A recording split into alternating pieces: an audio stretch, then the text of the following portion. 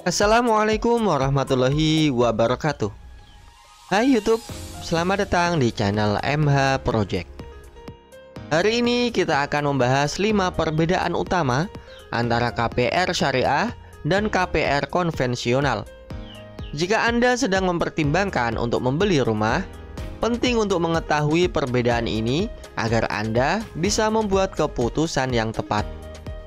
Kedua jenis KPR ini memiliki kelebihan dan kekurangan masing-masing.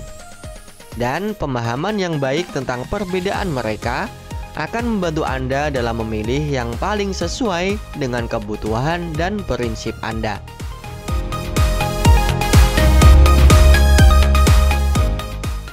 Satu, dasar hukum dan prinsip.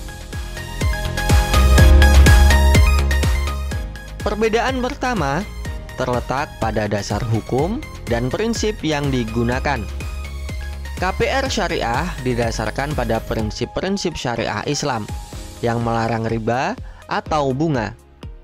Sementara itu, KPR konvensional menggunakan sistem bunga sebagai dasar pembiayaan. Dalam KPR syariah, bank dan nasabah melakukan akad yang sesuai dengan syariah, seperti akad murabahah, istisna, atau ijarah. Akad murabahah adalah akad jual beli di mana bank membeli rumah kemudian menjualnya kepada nasabah dengan margin keuntungan yang disepakati. Dalam akad istisna, bank membiayai pembangunan rumah yang dipesan oleh nasabah. Dan dalam akad ijarah, bank menyewakan rumah kepada nasabah dengan opsi pembelian di akhir masa sewa.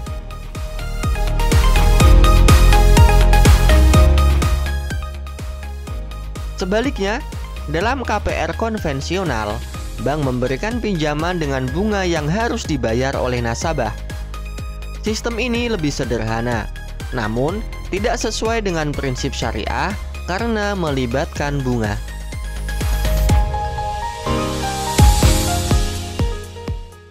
2.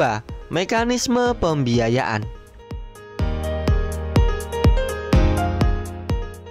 Perbedaan kedua adalah mekanisme pembiayaan. Pada KPR syariah, bank membeli rumah terlebih dahulu atas nama mereka, kemudian menjualnya kembali kepada nasabah dengan margin keuntungan yang telah disepakati. Pada KPR konvensional, bank memberikan pinjaman langsung kepada nasabah untuk membeli rumah, dan nasabah harus membayar kembali pinjaman tersebut dengan bunga. Dalam KPR syariah, margin keuntungan yang disepakati bersifat tetap selama masa pembiayaan. Sementara dalam KPR konvensional, suku bunga bisa berubah-ubah tergantung pada kondisi pasar. Ini berarti bahwa nasabah KPR syariah tidak perlu khawatir tentang fluktuasi suku bunga yang dapat mempengaruhi jumlah cicilan mereka setiap bulan.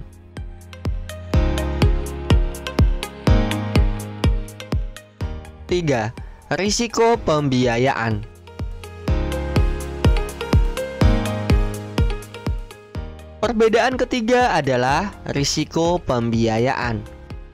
Dalam KPR syariah, risiko pembiayaan lebih adil karena risiko ditanggung bersama antara bank dan nasabah. Misalnya, jika terjadi kerusakan pada rumah sebelum diserahkan kepada nasabah, bank yang menanggung biaya perbaikannya. Sebaliknya, dalam KPR konvensional, semua risiko pembiayaan sepenuhnya ditanggung oleh nasabah sejak awal. Ini berarti nasabah harus menanggung semua risiko yang mungkin terjadi selama masa pembiayaan.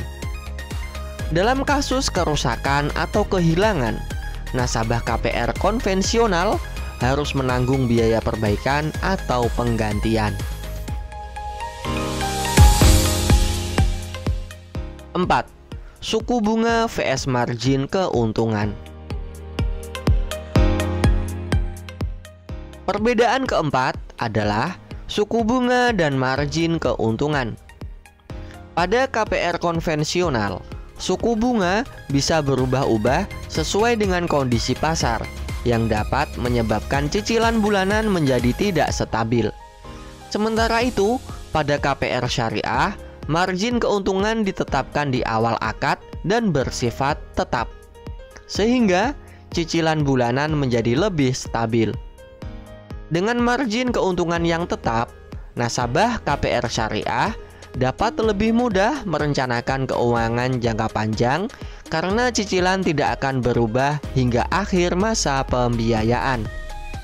Hal ini memberikan ketenangan pikiran dan kepastian bagi nasabah dalam mengelola anggaran mereka.